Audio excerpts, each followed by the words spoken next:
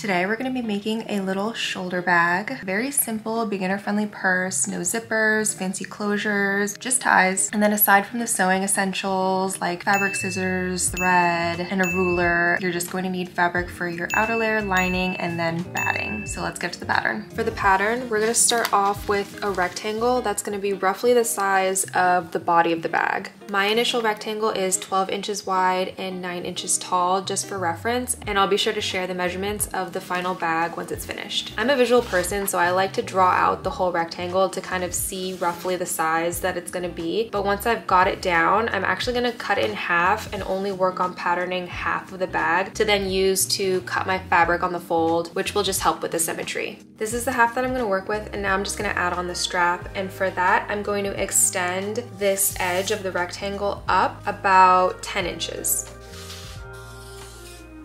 And then I'm gonna turn this into a rectangle itself that is 1.5 inches wide. This is the last step of the pattern. I'm gonna measure 1.5 inches down the center line and make a dot. I'm gonna use a curved ruler for this part, but you definitely don't need one and can just as easily sketch the curved line as well. Ended up a little bit lower than my dot, but that's okay. I think I might just tweak it as I'm cutting. So this is gonna be the final shape of the pattern, and you can really play around with the size. If you want a bigger bag, you can make this initial rectangle bigger. If you want a longer strap, you can make the strap longer. You could even make it wider. I will say that this is just gonna be half of the final strap, as you'll see when we put the bag together, so just keep that in mind. Now that we've got the pattern cut out, it's time to cut out the fabric.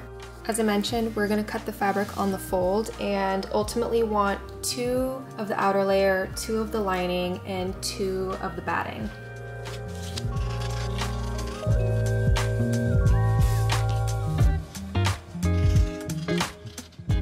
For anyone curious, this is the batting that I'm using, and I just got it from Joann's.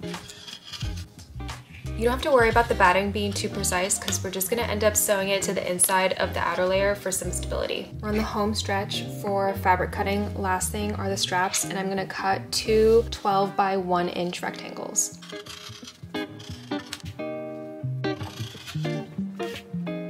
Okay, I lied. I'm actually gonna cut out a pocket too. This is one of the scrap U pieces from one of the lining cutouts, and I'm just going to cut this curve off and turn it into a rectangle to use for a pocket. Quick recap of all the pieces that we're gonna need for this project. 2 cutouts of the main bag pattern in the lining fabric, 2 strips for the ties, 1 rectangle for an optional pocket, 2 cutouts of the main bag pattern in batting, and 2 cutouts of the outer layer fabric. My camera died, and we're gonna film on my phone for a sec. The first thing I'm gonna do is connect the outer layer fabric to the batting by sewing around the edge of this whole piece within the seam allowance. I'm using 3/8 of an inch seam allowance throughout this whole project, so I'm probably gonna connect these pieces with 1/8 to 1/4 of an inch seam allowance. Here's just to show how close to the edge of the fabric I sewed and what I meant by roughly cutting the batting layer. I found that it's a lot easier to sew when the batting layer is a little bit bigger than your fabric, and we can just cut off the excess now. I'm not gonna quilt this one, but this would be the step to do it if you wanted to. You can just draw some lines in and quilt over the batting layer. I made a little bigger version of this bag the other day and quilted this one, so you can kind of see what that looks like. But now next step for me is facing these good sides together and sewing around the outside edge. After sewing the outside edge of the outer layer fabric, I'm going to put this piece aside and start working on the lining. First thing I'm gonna do with the lining is hem what will be the top edge of my pocket. So we're just gonna double fold this in and top stitch. While I was at the machine hemming the top edge of the fabric, I went ahead and overlocked the rest of the edges with a zigzag stitch to prevent them from fraying. Now I'm going to fold in the rest of the edges about 1/4 of an inch toward the wrong side of the fabric and press. Now grab one of your lining pieces and you can place the pocket with the folded edges facing down and top stitch around the bottom edge of the pocket. This presser foot is actually a blind hem presser foot, but I like to use it as an edge stitching foot. The guide on it is really helpful.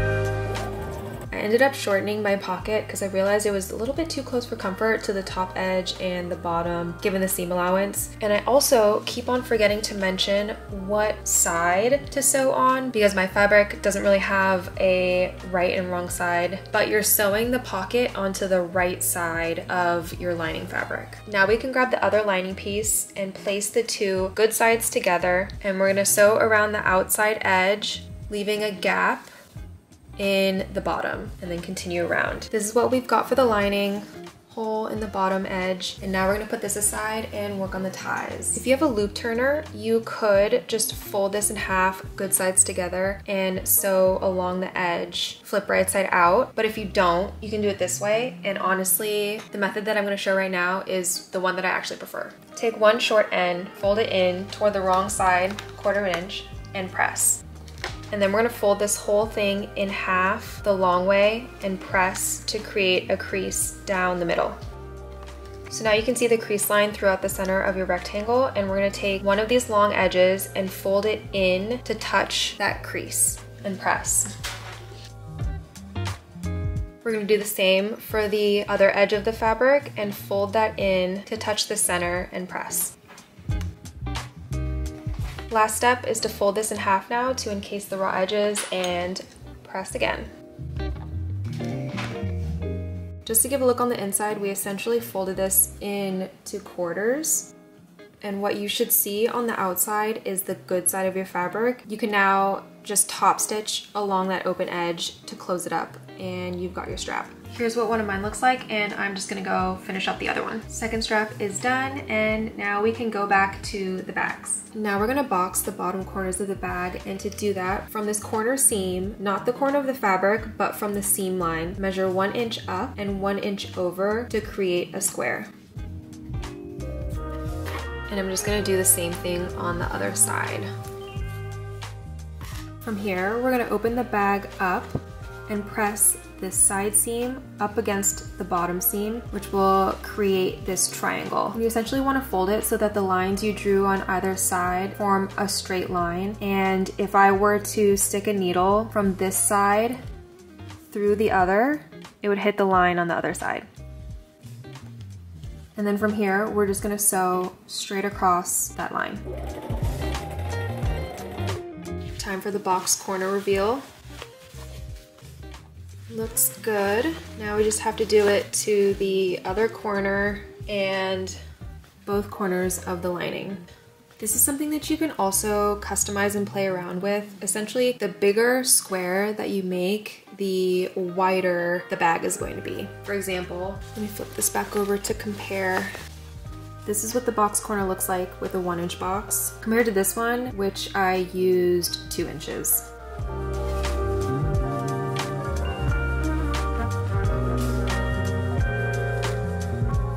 Got all the box corners sewed. I'm just gonna trim a little bit of this excess fabric off. And now we're going to flip the lining right side out and place it inside the outer layer.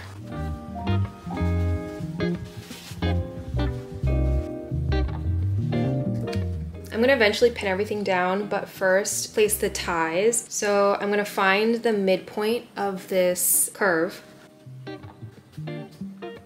Just mark that with a pin on both sides. We're gonna grab our tie and sandwich it in between the outer layer and the lining so that the end that still has the raw edge is pinned up here at the top of the bag. I'm gonna flip it over and do the same thing on the other side. Take the end that still has the raw edge, pin it to the top edge of the bag. Now that we have the ties placed, I'm gonna go ahead and pin the lining to the outer layer all around both sides. So this side, and then I'm gonna flip it over and pin on this side.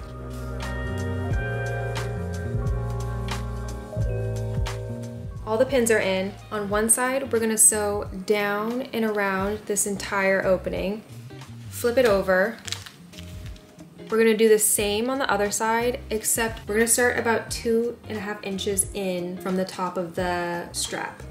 And then also end 2.5 inches in from the top of the other strap. So we're gonna start a little bit lower down here on this side, sew around, and then stop a little bit lower on the opposite side.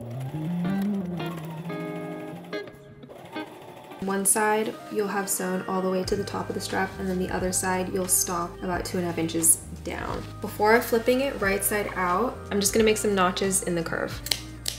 Be very careful not to clip the seam.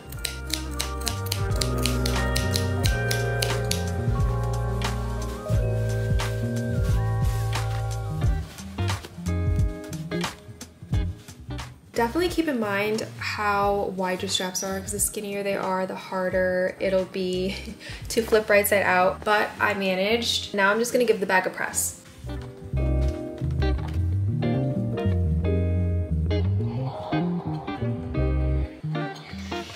Now we're gonna open up the top of the straps and place the linings good sides together and the outer layer good sides together, and then sew across.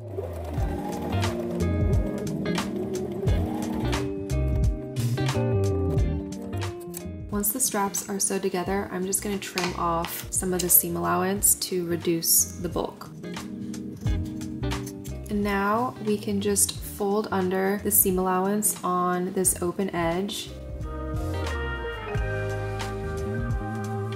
and top stitch around the whole opening on both sides, which will close the gap up top in the handle.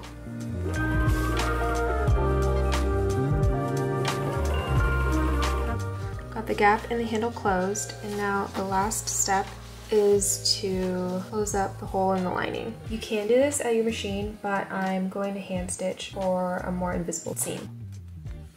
Whenever I'm done hand sewing and after I've tied it off, I like to feed the needle up through the seam and poke it up somewhere in the middle to pull the string through and get it a little taut to cut. And that way the string is somewhere up in the middle of your project rather than hanging out. I also wanted to add that the final dimensions of my bag ended up around 9 inches wide, 6 inches tall, and 2 inches deep.